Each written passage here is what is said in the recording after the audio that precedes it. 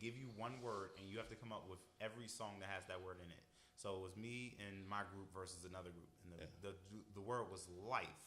So the trick was if they had it on their list, you couldn't say it. So they also did "Life is a Highway," so we had to scratch it off ours. So what about "Must Be Life" by Life Jennings? We actually missed that. That's the funny part.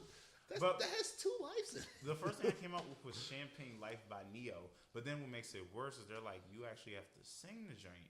So none of my like partners know anything about it. So I get up in front of the whole room. I'm like, all about them fast car nights, and everybody's just like, hey. I'm like, hey, okay, great. And with that, welcome to the first episode of Let's Chat. I'm here with my friend Jonathan Harris. You know, there's so much I could say about him. He's one of my oldest friend that I've had that I still talk to. He's actually older than me, but okay. Yeah, you know what I mean. You know what I mean. But yeah, I'm gonna let him talk about himself for a little bit, and yeah, go ahead and introduce yourself, John. Hi, so I'm Jonathan. I'm from Fort Washington, Maryland, which is a small town about 10 minutes away from DC, but also 10 minutes away from Virginia, depending on which way you're actually going. And one of the cool parts about Fort Washington is that it is like an actual national park down the street from where most of us live, where you can learn a little bit of history about the wars that have taken place and why it's called Fort Washington. Even though the fort's called Fort Lincoln. Even though the fort is called Fort Lincoln. But one of the, I guess, the cooler part about the area is that it's very diverse in terms of its residents. You know, the income tends to be a little bit higher there, but you still meet all types of people. Like I said, with us being really close to DC and Virginia, it's a lot to do that's really accessible to us. So growing up, we really don't do a lot of socializing in Fort Washington. Anyone from Fort Washington will tell you we actually don't have our own restaurants, major stores, malls, or movie theaters. So all of our recreation is done in other people's cities, which is wild to me. But no, I mean that's actually if you actually think about it, that's pretty common with most places. Nobody lives in New York City; they all drive to New York. That's true. But I think that just looking at a person's experience, it would be nice to say that there is a movie theater around the corner, or we can go bowling up the street. All that stuff you have to have a car to get to. So, you know, before you're at that driving age, or if mom and dad are tired of dropping you off, what does a kid in Fort Washington really do for fun versus a kid in, you know, Oxon Hill or those other areas where there are those malls and restaurants and shopping? Actually, well, let me go into that. I'll go ahead and be selfish and talk about something random myself. For the first 10 to 12 years, I lived in Oxon Hill. Whatever we wanted to do was like a 30-minute walk away. So, you know, we walk past the high school, then walk up the main street, pretty much the main street in Oxon Hill, go to the movie theater, go to the library, and Kmart when they were popular at the time. I love Kmart. Kmart is not bad, but they're just closing all over the place. I like it better than Walmart though, and I have that. They actually have that little rewards program. So after a certain number of purchases, you actually get some money off. Walmart does not do that. Well, I mean, Walmart doesn't need to. It does need to. I mean, well, it really doesn't. They're not having. Well, their stores are starting to shut down. But like at the rate Kmart, Sears is, they have nothing to worry about. That the rewards programs are meant to keep you to come back to the store. Oh, absolutely. So it's like, hey, we have some incentives to do it. But it is weird that Walgreens has an incentive program, but Walmart doesn't. Yeah, I don't really get that. One thing that I do love about Kmart that's crazy, most people hate when I say this, they always run a 70% off sale on all jewelry. But most people cannot fathom the idea of getting their wives' wedding ring or engagement ring from Kmart. It's just the the thought of, oh, where did he get it from? He got it from Kmart. Everybody's like, ugh. I mean, it doesn't sound good as Jared. It doesn't sound as good as Jared or the infamous K Jewelers, but at the end of the day, 70% off. Just think about a ring that was going to cost you $1,000 or whatever is now going to run you not even half, more than half is going to get taken off. So, oh no. When I was engaged, the ring that I found, it was 25. It was 2,500, and I wound up talking her down to 700. Wow. So I mean, like, it's different. Like, I went to a jewelry store. I went to an actual jewelry store. Yeah. So it's kind of like a different mindset. It's like, yeah, I talked her down at a jewelry store versus, yeah, I got a great deal at Kmart. This is true. So like, I guess I had a sense of accomplishment. Besides, like, at the time, my fiance, she like, I just want you to Like, I want you to find the ring that best fits our relationship. And Oof. I don't. Sore subject, but Oh, I don't know if we should go into that right now. So let's probably not. okay. So, how are you, John? I've been good. It's been very busy.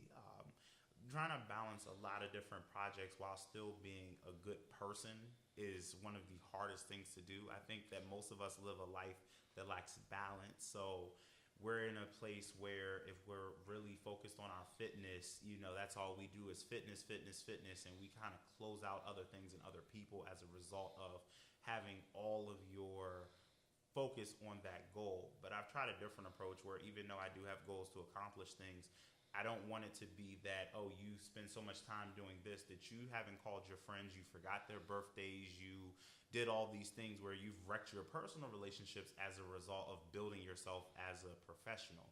So teaching myself how to take a break from the computer and pick up the phone and call my best friend, or stop what I'm doing in the middle of a day and check on my grandfather, is something that is a lot more difficult than it probably seems like I'm saying it is. So that's really where my head has been for the past couple months. And through that balance, I've been able to maintain and even build some really good relationships with people, because as they see me doing things, they have offered their support, and it's helped get to know people in different areas, getting to know their skill sets. But it's also like a nice bonding experience, like the time that you and I, Vincent and Claire, all sat down, and then we actually went out to the park and shot those photos for the book.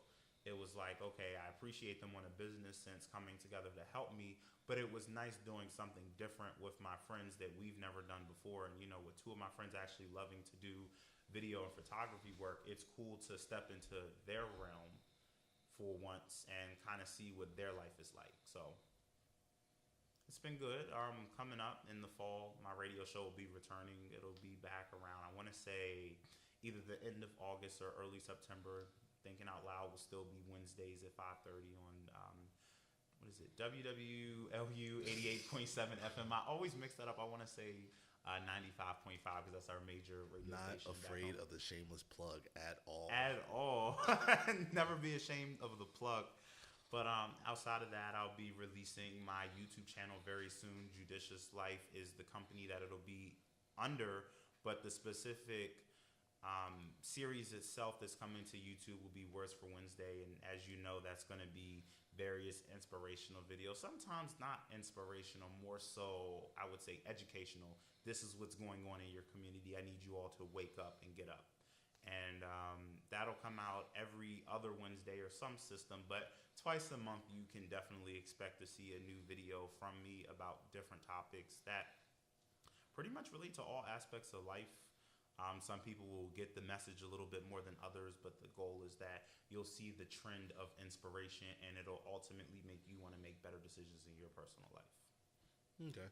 Well, I guess, oh, wow. There's so much I really want to ask, but it's like, what you just said reminded me of a quote. It's like, if you can only save one person, at least try to save yourself. Right.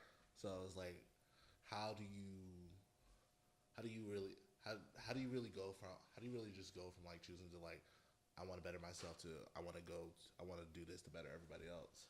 Honestly, it's something that more so was bestowed upon me than it was something that I sought after.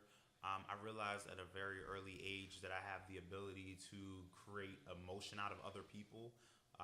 This just grows, like growing up, I was a huge fan of professional wrestling and still am. And, at the age of 10, watching a person essentially influence a crowd of over 20,000 people once a week or twice a week as wrestling comes on, watching that, just seeing like the different emotions and stuff. But just, I guess, being a leader in my community, watching people say, because you joined National Honor Society, I want to work harder in school so I can join it too.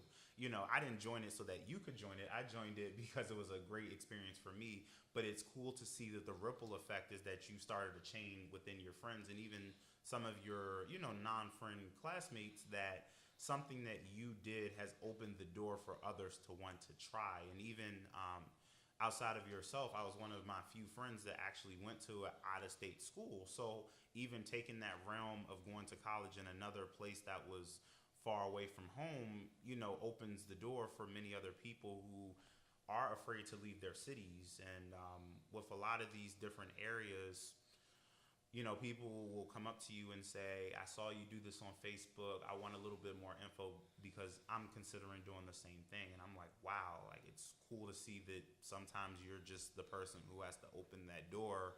It didn't mean that you were meant to walk through it by yourself, though. Okay. All right. So we're going to take a quick break. And when we come back, we're going to talk about wrestling and a special project that my friend's working on. All right. See you in a second.